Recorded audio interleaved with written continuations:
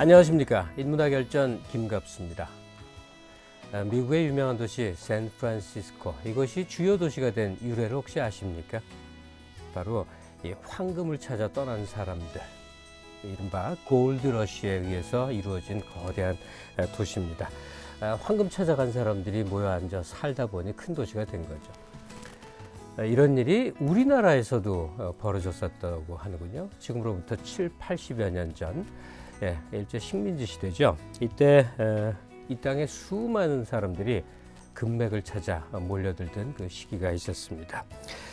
황금의 세월, 우리는 70년대 개발 연대를 그런 비유로 생각을 합니다만, 진짜 금을 찾아 온갖 사람들이 몰려들던 그 시기의 얘기가 기록된 것 있습니다.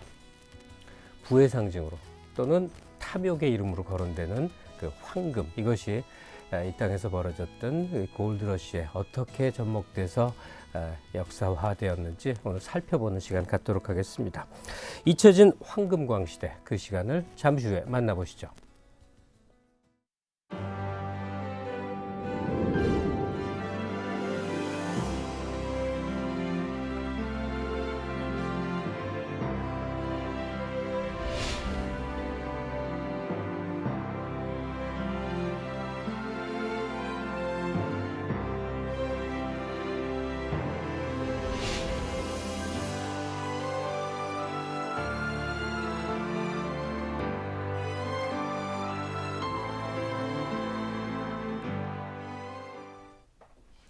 네, 우리 근대 과정이 어떻게 형성되었고 그 배경에 무엇이 있나, 이것은 아주 중대한 연구 과제죠. 다양한 부분에서 관심들을 갖고 접근하고 있는데요.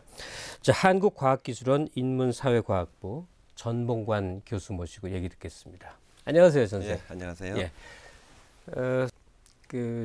어디 인터뷰를 봤는데 전쌤에 대한 거 재밌어요. 금을 연구하는 국문학자 이렇게 돼 있거든요. 제가 연금술 연구하는 사학자의 책을 읽은 적은 있습니다만 좀 뚱딴지 같다 이렇게 생각을 하실 수가 있는데, 내용으로 들어가면 사실 아니죠. 왜 그렇게 했는지 충분히 알 수 있는데, 오늘 본격적인 얘기 이전에 문학자다, 문학 연구가다 그렇게 되면 다 문학 작품, 또 작가의 생애 뭐 이런 것이 연구 대상 아닙니까? 근데 그 범위가 이렇게 넓혀지거나 달라지는 것, 즉 인문적 성찰의 대상을 넓히게 된다 하는 점에 어떤 생각을 갖고 계신 겁니까? 저는 개인적으로 국문학 연구의 중심이 작가나 작품 연구가 되어야 된다는 거에 대해서는 일말의 회의도 없는 사람인데, 저 개인적으로 볼 때는 그것보다도 더 호기심이 가는 연구 주제가 있다면, 제가 단지 국문학을 전공했다는 이유 때문에 거기에 매달려 있는 것은 솔직한 일이 못 된다라고 생각을 했기 때문에요. 저는 이제 1930년대에 한국에 골드러시가 있었다는 사실 때문에 상당히 충격을 받았던 적이 있었습니다. 그리고 이제 그러니까 제가 문학 작품에서 봤던 여러 가지 금광 이야기들, 김유정의 금 따는 콩밭 같은 거라든지, 최만식의 금의 열정, 이런 작품들도 결국은 거대한 사회문화사적인 골드러시의 하나의 반영이었구나라는 그게 걸 괜히 알게 나온 게 됐고. 아니구나. 그러면 이것을 누군가 연구해 주기를 기다린다는 것은 한국적인 학계에서는 너무 요원한 일인 것 같아서 저는 개인적으로 굉장히 힘들었는데요. 경제서도 나름대로 공부를 해야 됐고, 그 과정, 일본 역사, 한국의 근대사 이런 것들에 대해서 총괄적으로 공부를 해서 결론을 내려야 됐기 때문에 상당히 어려웠지만 공부하는 즐거움이 그것보다 더 있을 수는 없었던 게 있습니다. 누군가는 했어야 되는 그런 배경 지식의 연구인데 하지 않으니까 하실 수밖에 없었다는 말씀이네요. 제가 이 전생 첫 마디에 스타 학자 이렇게 얘기를 하시게 된 게, 대개는 이제 주어진 룰대로 그냥 연구 범위를 계속 넓혀가게 되는데, 여기 책도 있네요. 럭키 경성, 황금광시대, 그 밖에도 경성 기담, 기이한 얘기들의 모험들, 그리고 경성 자살 클럽이라는 것도 있거든요. 이런 것들이 보면 인간의 욕망들 그 속에 벌어지는 네. 뭐 섹스, 뭐 사기, 살인 온갖 것들이 얽혀 네. 있어서 네. 뭐 흥미롭지 않을 수가 없어요. 네. 근데 좀 단독직입적으로 큰 질문 하나 먼저 네. 드리겠어요. 네. 우리 근대 초기 어디서부터 근대냐는 이제 논란이 있으니까 네. 접어두고 연구에 집중하신 20년대, 30년대 혹은 40년대까지 네. 그 시기에 이 한국 사회가 이제 근대식으로 급격히 접어드는 그 모습을 네네. 보였다고 하면 그렇게 해서 전봉관 교수에 포착된 한국인 네네. 또는 뭐 그 시기 표현으로 조선인 네네. 그 모습은 어떤 것이었습니까? 그 이념성을 띈 분들도 굉장히 많았죠. 그래서 그 민족주의 이념을 가지고 있었던 분들도 있었고, 사회주의 이념. 그리고 사회주의가 가장 그 각광을 받던 시기가 1920, 30년대와 80년대였을 테고요. 뭐 그런 이념의 시기이기도 하지만 그 이념에 감춰진 욕망의 시기였기도 하다. 그러니까 자본주의가 수용되기 시작한 것은 개항 이후부터 서구 열강과 접촉을 하기 시작하면서 자본주의는 수용되기 시작을 했지만 이것이 한국 땅에서 정착하면서 화려하게 꽃피기 시작하는 시기는 1920, 30년대가 될 텐데요. 네. 이게 정말 역설적으로 등장하는 것이 오히려 지금 같은 경우에는 그 시대보다 훨씬 더 자본주의가 더 발달된 시기인데, 자본주의가 발달되다 보면 자본주의가 가지고 있는 여러 가지 모순점들을 견제할 수 있는 장치들이 마련이 되는데요. 1920, 30년대는 지금 있는 그런 장치들이 없다는 이야기입니다. 예. 가령 뭐 주식시장만 하더라도 1920년에 그 명치정, 지금 명동일 텐데요. 명치정에 그 주식 거래소가 등장하게 되는데, 그때 주식 그 거래 방법을 보면 뭐 증거금 10% 가지고 그러니까 10배 정도 가진 돈 10배 정도 주식을 살 수 있었을 정도니까. 네.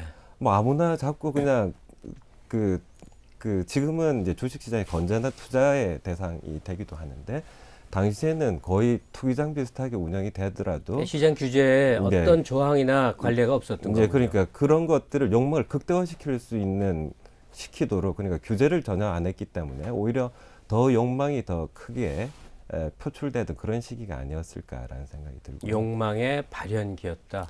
또 하나 덧붙여서는 인간이 이제 그 욕망을 분석해 보면, 특히 남자들의 욕망을 분석해 보면 두 가지 강렬한 욕망이 세 가지로 볼 수 있을까요? 네. 이 사랑, 뭐 섹스에 관련된 네. 그 욕망이 있을 것이고요. 그 금전적인 욕망이 있을 거고, 또 하나는 권력욕이 굉장히 강력할 텐데, 명예심도 또 있을 것이고. 명예심도 있을 거고, 예. 생존에 대한 욕망도 있을 예. 건데, 그 권력에 관련된 욕망을 표출할 수 없는 시기였습니다. 다시 말해서 이제 식민지 시기였기 때문에 조선인으로서 올라갈 수 있는 자리가 한정이 되어 있다는 그러네요. 거죠. 예. 1920, 30년대 같은 경우에는 그런 권력을 잡을 방법이 없으니까 오히려 더 강렬하게 지식인들이 그 금전적인 부분, 돈에 대한, 황금에 대한 욕망을 강렬하게 표출하는 거를 곳곳에서 확인할 수가 납득이 있습니다. 가네요. 그렇죠. 강점 시기에 네. 신분 상승의 계기가 없는데 네. 다른 방법, 즉 그 부를 획득하면 네. 그만한 걸 누릴 수 있으니까. 네. 그러네요. 1980년대도 네네. 지금 해석할 때 그 당시는 정말 이념이 창궐한 것 같지만 네네. 사실은 이 고도성장 과정에서 혜택을 받지 네. 못한 사람들이 분배를 해달라 하는 욕구로 이제 다시 그렇죠. 설명될 수 있는 네네. 거거든요. 그렇군요. 그래서 그걸 조금 더 덧붙이자면, 그 많은 사람들이 이념을 표출하던 사람과 욕망을 표출하던 사람이 다른 사람일 거다라고 생각하는 경향이 많은데. 그렇죠. 그러니까 이념 운동하는 사람들은 왠지 좀 그러니까 도덕적이고 이제 자기 헌신적이고 희생적일 것 욕망을 같은데요. 억누를 거라고 생각을 하는 경향이 많은데, 제가 예. 확인한 바로는 사회주의자든 민족주의자든 예. 성욕과 돈 욕심, 물욕은 물욕, 예, 이 부분에 대해서는 그렇게 자유로운 사람이 별로 없었습니다. 적나라하고 예. 불편한 진실이 나오는 거군요. 예. 이제 이 돈의 물질적 욕망이 생겨났을 때 이제 막 뭔가 대상을 찾아 네네. 헤매지 않겠습니까? 물론 네. 이제 초기 자본 축적 과정은 1차, 2차, 3차로 나눌 때 초기는 광산이더군요. 네네. 광산 중에 금광이라는 게 유력하다고 하는 뭐 경제사적 설명은 있습니다만 네. 왜 이제 황금광 시대라고 부를 수 있는 시기가 이 한반도에 도래했고 전개 과정은 어땠는지요? 그 1930년대가 세계 경제사적인 맥락으로 보자면 근본이제가 위기에 빠지는 시기. 예, 그러다가 1945년 이후에 이제 미국을 제외하고는 다 근본이제가 없어지게 될 텐데요. 그 5원이라고 하는 건 분명히 이건 금 한돈 뭐 이런 식으로 연계가 돼 있었던 시기인데 네. 그 연계가 끊어지던 시기가 1930년대라는 거죠.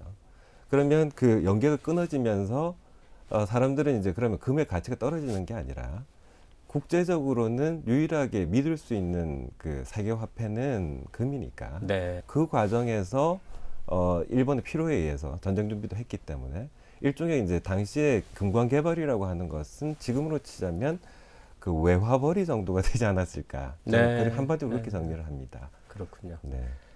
어느 정도였습니까? 지금 분위기 그 당시. 분위기가 일단 생산량 자체만 가지고 이야기를 하자면요. 뭐 해방 이후에는 대충 보면 한 1톤 정도가 생산이 됐을 거라고 추정을 하고 있던데. 한 해 1톤 정도. 한 해 1톤 정도. 예.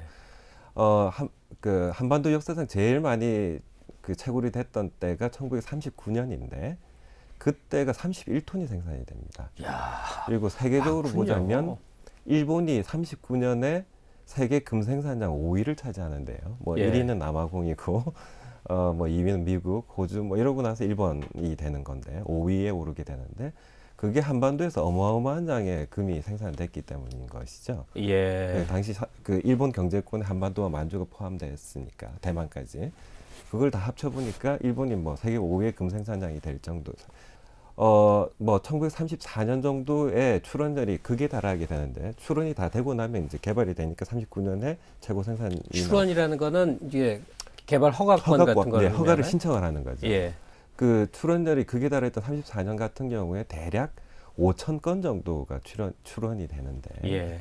그럼 그 5천 건이라는 게 뭐 요즘은 뭐 5천이라는 단어 그 숫자가 뭐 그렇게 큰 숫자가 아니기 작아 때문에 보여요. 예, 예. 하도 대단한 게 많아서. 이게 8도로 나누다 보면 예. 13도로 나누다 보더라도 한 도에다가 몇백 건씩 되는 거죠. 예. 그다음에 군 단위로 나누더라도 뭐 2, 30건씩은 되는 기막힌 그러니까 일이 지금 벌어지는 출원이라고 할 때는 네. 어떤 지역 여기서 금광을 개발하겠다 이런 소리겠죠. 뭐 그런 거죠. 예. 그게 5천 건이라면 굉장한 굉장한 거죠. 우리나라 거죠. 땅이 예. 그렇게 큰 나라가 네. 아닌데. 이제 거기서 이제 예. 광업권 투기라고 하는 그 시대에 기막힌 현상이 생기게 되는데요.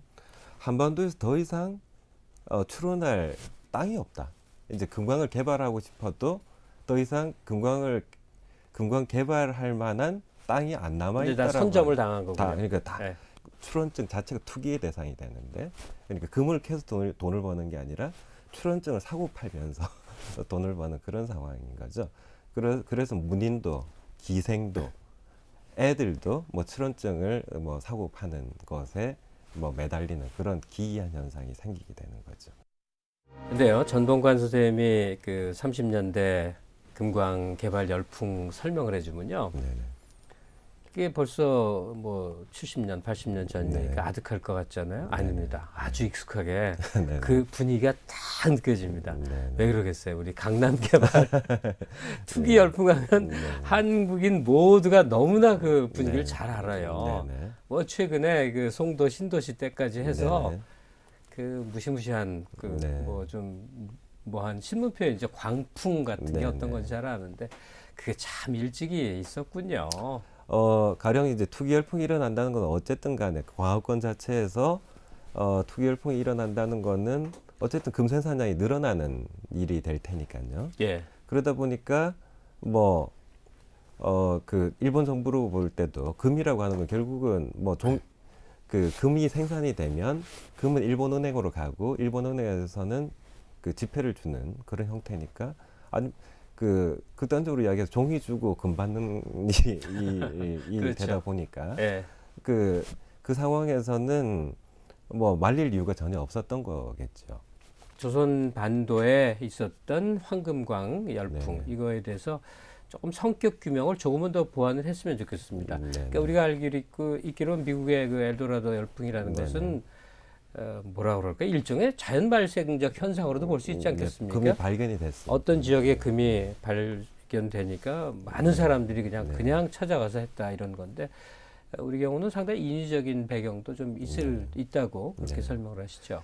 그 역사적으로 볼 때 한반도는 금이 풍부한 땅이다라고 하는 그런 그 어디서 나온 믿음인지는 모르겠는데 보통 일제시대 문헌을 찾아보면 그것이 신라 금관에서 나왔다라는 그런 이야기도 있습니다. 그러니까 신라시대 유물들을 보면 금으로 된 유물들이 너무 많다 예. 보니까 아마도 저 땅에는 무진장 황금이 있을 것이다라고 하는 그런 믿음이 외국인들 사이에 퍼져 있는 그런 상태였는데 조선시대의 경우에는 그 이 금관 개발을 그 국가적인 차원에서 막죠. 그게 이제 길을 안 낸 거하고 똑같은 건데 예. 금관 개발을 괜히 해봐야 중국에서 그 이 조공밭이라고 다 하는 게 뺏어갈 거고. 이제 두려우니까 이제 예. 우리는 가난하게 살자.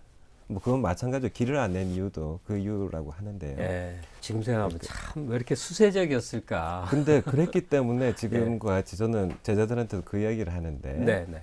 근데 어쨌든 간에 그런 식으로라도 5천 년간 그 중국과 일본이라는 거대한 나라들 사이에서 그 언어도 지키고 문자도 지키고 문화도 지키면서 생존해 왔다라고 하는 것은 그러한 각고의 노력이 있었기 때문에 아닐까라는 예. 그런 생각도 있습니다. 그러니까 그것 자체를 부정하고 싶은 생각은 없는데요. 생존의 하나의 방법이었다라는 건데 그래서 이제 그 개항 이후부터 본격적으로 서양인들이 중심이 돼서 그리고 일본인들이 중심이 돼서 한국의 금광에 눈독을 들이는데 예. 뭐 운산금광 같은 경우 미국인 모스가 그 개발권을 따가서 그 뭐 투자액의 뭐 세 배 이상을 뽑아갖고 그리고 뭐 팔면서도 투자액의 몇 배 이상을 받았다고 할 정도로 어마어마한 금광이 개발된 적이 있죠. 노다지란 용어는 언제쯤 생겼을까요? 그때 그때일까요? 운산금광이 생겼죠. 노터치. 네, 노처치에서. 예. 노다지.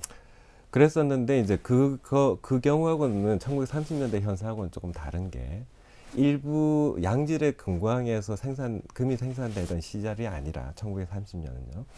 전국적으로 금광 개발이 시작되고 아까 말씀드린 대로 강화도 같으면은 두세 칸을 제외하고는 다 금광으로 출원되는 그런 현상이 생기는데요.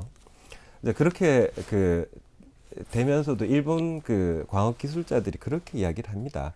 조선은 전국에 금이 있다. 단 그렇게 양질의 금은 아니다라는 예. 거거든요. 그러니까 저품위 금광이 대부분이라서 두 가지 조건만 맞춰지면 개발은 할 수가 있다. 뭐냐면 값싼 노동력과 보조금이 필요하다. 그 거대 자본을 집어넣어서 개발을 하려면 보조금이 필요하다. 이 두 가지 조건이 필요했던 건데요. 1930년대는 금이라고 하는 것이 일본으로 볼 때는 전쟁 준비를 하고 있었던 시기니까. 네. 그리고 외화가 필요했던 시기니까.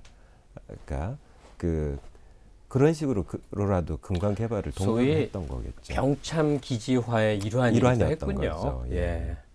말 그대로 뭐 사업가들 얘기야 뭐 그런데 우리 네네. 관심에 얼핏 들어오는 거는 네. 전혀 그렇음직하지 않은 사람들의 얘기가 이제 네네. 전범관 교수 책 네. 속에 언급이 됩니다. 예컨대 비평가 팔봉 김기진 선생 같은 네. 분들은 지금도 리얼리즘 계열의 문학 네. 연구가들은 굉장히 높이 존중하는 그렇죠. 그런 사람입니다. 이 팔봉 비평상도 있죠. 유력한 예. 문학상으로 네네. 있고 그런데 김기진 선생도 금광을 찾아다녔다. 네네. 또 하나 저는 개인적으로 아주 좋아하는 작가가 이제 차만식 선생입니다. 근데 그분도 네. 이제 그랬다. 이제 면면과 사례를 들어서 좀 네. 설명을 해주시죠. 뭐 팔봉 선생은 한창 그 회월을 그 박영이라는 분과 그 내용 형식 논쟁을 벌이고 있을 시기에 그러니까 금광으로 갔던 건 평안도 안주 금광에다가 광업권을 한번 재미삼아 출원을 해뒀는데 허가가 나오는 바람에 근데 마침 그때 조선일보의 그 사주가 바뀌면서 뭐 지금 현 그 사주 집안인데 방씨 집안이군요. 방은모 씨가 예. 그 조선일보 인수를 하면서 그 구사원 계통이었던 그 팔봉은 조선일보 사회부장을 그만두면서 그냥 금광이나 하자고 해서 1934년에 그 평안도 안주 금광으로 금을 찾아 나서죠. 지식인 중에 그런 그 생각 가지고 있는 사람 많습니다. 사업해가지고 뭐 네. 주식을 하든지 뭘 사업을 해가지고 벤처 같은 걸 해서 큰 돈을 세워서 대학을 하나 세우겠다. 네. 이런 그 꿈을 가지고 있는 지식인들이 많은데요. 아직까지 세웠다는 대학은 못 들어봤습니다. 그러니까 그 당시에 큰 돈 벌 수 있는 토대로서 역시 금광이었구나. 네. 예, 그랬군요. 이 황금광 시대에 여러 면모들이 있는데 지금 뭐 사례는 한두 분밖에 안 들었습니다만 지금 얘기하신 걸로 봐도 아주 만연한 풍조였겠구나 짐작은 합니다. 이제 근데 뭐 조병옥 선생 같은 이런 분들도 조병옥 박사도 네, 그런 분들도 그렇게 다 시작했고. 금광 회사를 다 운영하셨던 분이죠. 네. 그런데 중간 점검입니다만 네. 그 시기에 이 한국의 황금광 시대에 네. 지식사회 구성원들도 그렇게 금광에 열광을 했다는 문제에 대해서 학자로서 전 선생님은 어떻게 평가를 하십니까? 지금은 금이 뭐 귀금속입니다만은 당시에는 그 외화였고 이게 금광업이라는 게 결국은 금융업이었기 때문에요. 뭐 그 당시 또 첨단 벤처 사업이었기 때문에 당시에 뭐 채만식이 소설 그만 쓰고 뭐 형님이 금광 허가를 받아서 같이 동업해서 금광을 하겠다라고 했을 때 소호 설의식이라는 그 동아일보 논설위원 하던 분이 예. 있는데 나도 같이 가면 안 되겠는가 그거 같이 사업에 뛰어들 정도로 당시 지식인 사회에서 30년대에 금광을 한다는 것은 뭐 해볼 만한 사업, 뭐 벤처 기업 뭐 이 정도로 인식이 됐던 거라고 생각합니다. 어떤 측면에서 그러니까 이해가 갑니다. 네, 뭐 사적 성취의 사적 그 부의 욕망이라고 볼 수도 있지만 또는 꿈의 실현의 한 방법론으로서 그렇죠. 내가 예. 돈을 모으겠다 뭐 이런 돈 식으로. 그 자체라기보다는 가장 주목받는 사업에서 성공을 한번 해보고 싶다라고 하는 그런 욕망. 그러니까 변호사나 의사같이 먹고 살 만한 게 없지 않았던 사람들조차도 그 뛰어들게 되는 게 금광으로 뛰어들게 되는 게 이것은 젊은이들이 한번 해볼 만한 사업이다라는 그런 생각들을 가지고 있었던 거죠. 그 사람 심리가 다 그렇지 않습니까? 근데 그렇죠. 아마 예. 금광을 통해서 큰 부자 된 사람들의 그 네네. 이른바 용쟁호투 같은 얘기들이 있을 텐데 좀 소개해 주시죠. 뭐 당시에는 뭐 최창학이라는 사람이 가장 그 유명한 황금광 사람이죠. 시대에서 예. 가장 성공을 했다는 별명도 사람이고 황금귀 황금 귀신. 귀신 그러니까 예. 귀신 귀자를 써서 황금이 얼마나 많았으면 황금귀라고 불리던 그 최창학이라는 사람이 있고요. 최창학의 경우에는 1920년대까지 그냥 광산에 그냥 그 금이나 캐로 다니는 일종의 광부 비슷한 사람이었는데 배운 것도 없고 아무것도 없는 사람이었는데 삼성금광이라고 하는 노다지 금광을 만나서 야, 근데 코리안 드림이 많네요. 네. 그러니까 아무것도 없는 그냥 네. 그냥 광부였군요, 예, 원래는. 거의 광부 그리고 노름꾼 뭐 이런 거 그러니까 자료가 없습니다. 그러니까 예. 그도 그런 것이 30대 중반까지 그러니까 금을 만나기 전까지는 아무 일도 한 게 없기 때문에 그러니까 그 금전판이나 떠돌아다니는 광산이나 떠돌아다니는 그런 사람이었기 때문에 뭐 자료를 찾으려고 해도 찾을 거는 없는데요. 그 이후에 삼성금광을 평안북도에서 찾은 다음에 조선 최고의 부자까지 올라가게 되죠. 네. 번 돈으로 이렇게 좋은 일도 하고 이런 분들도 있더군요. 선생님 책에서 봤는데 금강왕 이종만이라는 분이요. 네, 이종만. 네. 이런 존재들은 좀 부각시켜 볼 필요도 있는 것 네. 같습니다. 이종만은 광업계의 혜성처럼 등장했다고 이야기를 하는데요. 1937년에 당시에 그 최고의 금광 회사라고 하는 대동광업이라고 하는 회사를 설립을 하는데요. 근데 이제 그 대동광업이 가지고 있었던 그 금광이 어마어마한 금광을 가지고 있었다고 하는데요. 근데 그 당시에 이제 이종만의 나이가 53살입니다. 그러니까 53살이 될 때까지 이종만은 거의 알려지지 않았던 사람인데 뭘 하고 있었는가를 보니까 28번 그 금광도 하고 뭐 임업회사도 설립하고 집단 농장도 한번 설립해봤다. 뭐 네. 온갖 일을 다 하는데요. 뭐 고학생 클럽도 만들어보고 뭐 온갖 일을 다 했다가 28번 시도해서 28번 실패하고 29번째 했던 게 이제 그 대동공 28전 대동광장 29기네요. 28전 29기. 그래서 1937년 이후에 이종만이라고 하면 28전 29기라고 알려져 있는 그 당시부터 그 당시부터 이렇게 그런 쓰였군요.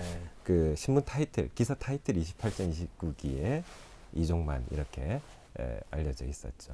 근데 그렇게 어마어마한 수입이 나왔는데 그걸 가지고 몇 가지 공익 사업을 벌이는데요. 첫 번째가 이제 집단 농장을 만들어서 예. 그러니까 당시에 이제 소장료가 법적으로는 그러니까 동양척식 주식회사에서 받았던 소장료가 5대 5인데요. 그러니까 자gin이 5, 지주가 5를 받는 그런 예. 형태의 공식적인 가격이었는데 실질적으로는 자gin이 3, 지주가 7을 가지는 것이 일반적인 형태였다고 합니다.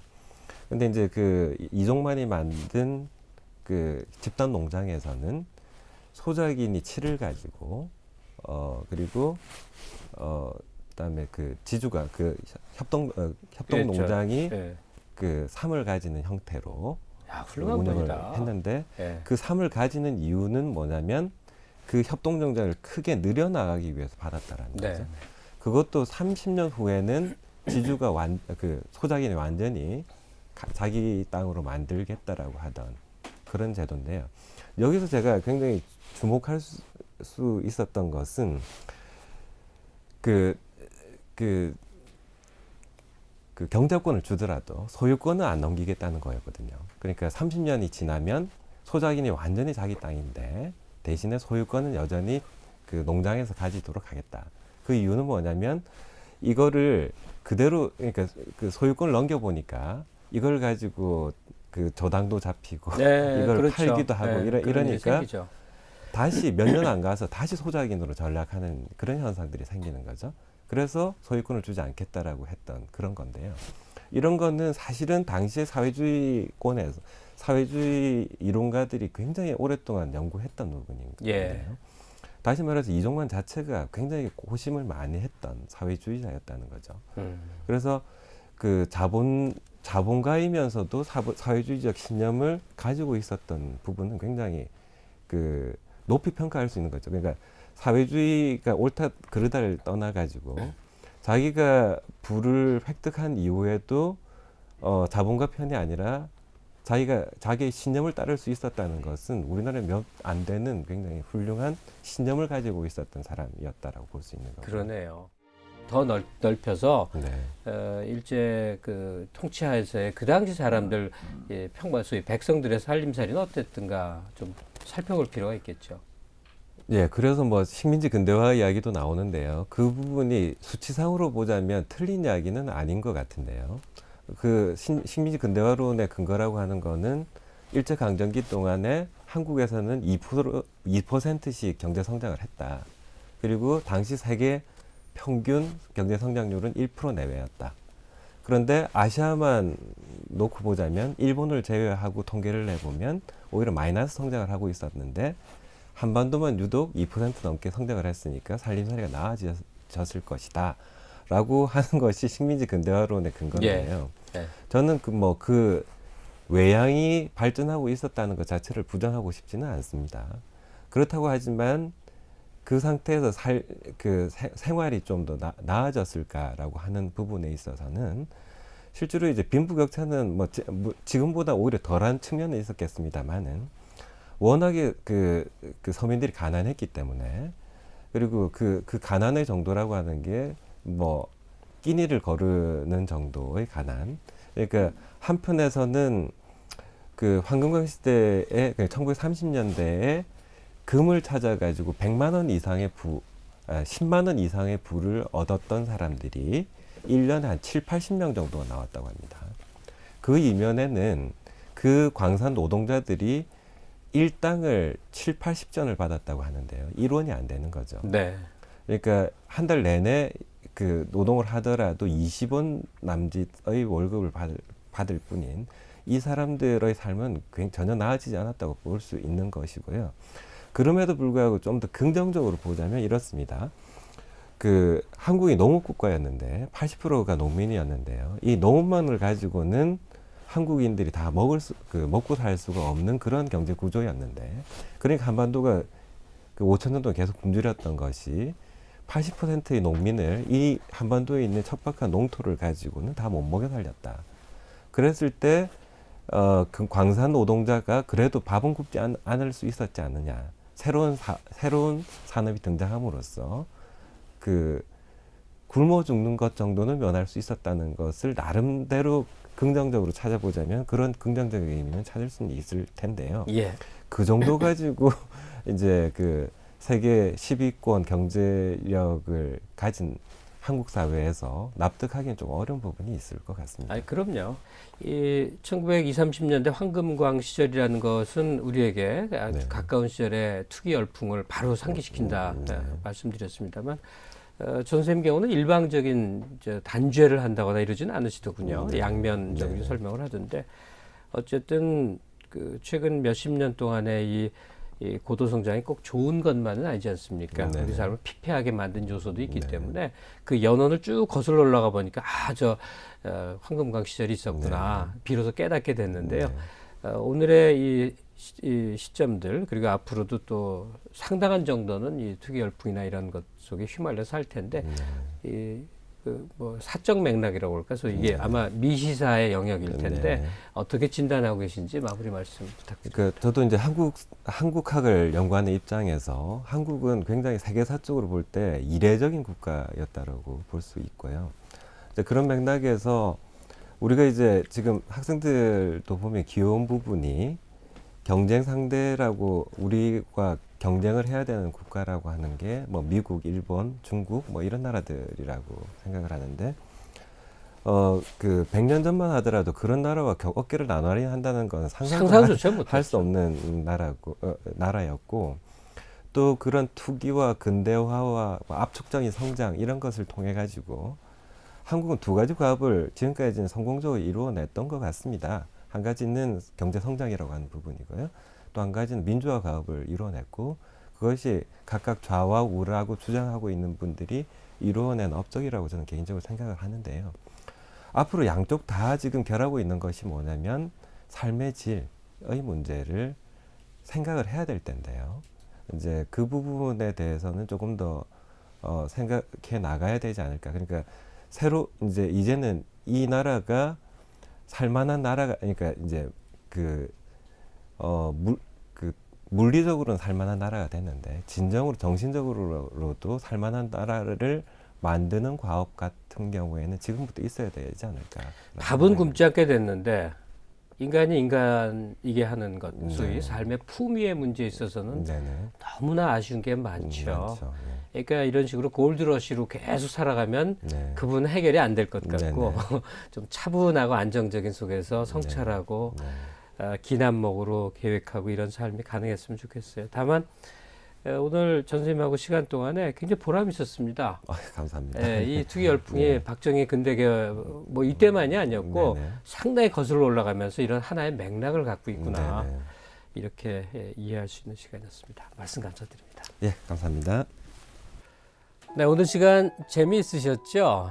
한국과학기술원 카이스트 인문사회과학부 교수인 전봉관 교수와 더불어서 이 땅에 있었던 아주 오래전 1930년대 황금광 시대, 골드러시에 대한 얘기 나눠봤습니다. 그 시절에 사업가로 성공한 사람들, 엉뚱하게 지식인이면서 뛰어든 사람들, 또 그 속에 이름 모를 어려운 삶을 살았던 온갖 사람들의 눈물, 한숨, 성취의 환호성 모든 것이 함께 어우러져서 들리는 듯합니다. 결국은 이제 욕망이 커져가는 자본주의 출현의 이 과정의 초기 단계 모습이라고 생각이 듭니다. 거기에 대해서 돈에 대한 물질에 대한 탐욕을 단죄하기는 쉽습니다만 또 다르게 생각하면 그 과정이 오늘의 우리를 키워온 그리고 인간의 근원적인 생존의 본능의 발현이 아니었던가 하는 이 양면적인 생각을 동시에 하게 됩니다. 어느 것이 딱 옳다고 일방적으로 말할 수는 없을 것 같습니다. 특히 이 비평가 김기진 선생 같은 경우는 상당히 근엄하게 이해가 되는데 그분 역시 광산, 금광을 캐기 위해서 한동안 애썼다 하는 모습을 통해서 역설적인 그런 인간의 다면성을 보게도 됩니다. 자, 오늘 준비한 내용 여기까지 하고요. 다음 주에도 또 흥미로운 내용을 찾아 여러분들 찾아뵙겠습니다. 고맙습니다.